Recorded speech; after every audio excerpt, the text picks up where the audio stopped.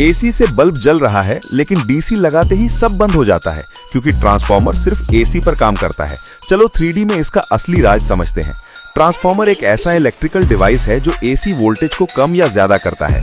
इसके अंदर एक आयरन कोर होता है जो मैग्नेटिक फ्लक्स को सही तरीके से घूमने में मदद करता है। इसी आयरन कोर पर दो कॉइल लिपटी होती हैं, प्राइमरी और सेकेंडरी, लेकिन दोनों आपस में सीधे जुड़े नहीं होते। जब प्राइमरी कॉइल में एसी सप्लाई दी जाती है तो करंट लगातार आगे पीछे बदलता रहता है और इसी बदलते करंट से आयरन कोर के अंदर बदलता हुआ मैग्नेटिक फ्लक्स बनता है। यही बदलता हुआ फ्लक्स सेकेंडरी कॉइल में वोल्टेज पैदा करता है, जिसे इलेक्ट्रोमैग्नेटिक इंडक्शन कहा जाता है।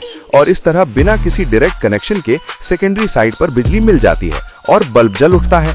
अगर सेकेंडरी कॉइल के टर्न ज्यादा हों तो वोल्टेज बढ़ जाता है और कम हो तो वोल्टेज घट जाता है।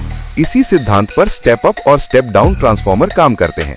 लेकिन जब डीसी सप्लाई दी जाती है तो करंट बदलता ही नहीं, इसलिए मैग्नेटिक फ्लक्स भी नहीं बदलता और ट्रांसफार्मर काम नहीं कर पाता।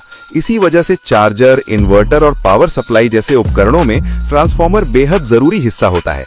अब आप समझ गए कि ट्रांसफार्मर कैसे काम करता है और डीसी पर क्यों नहीं चलता।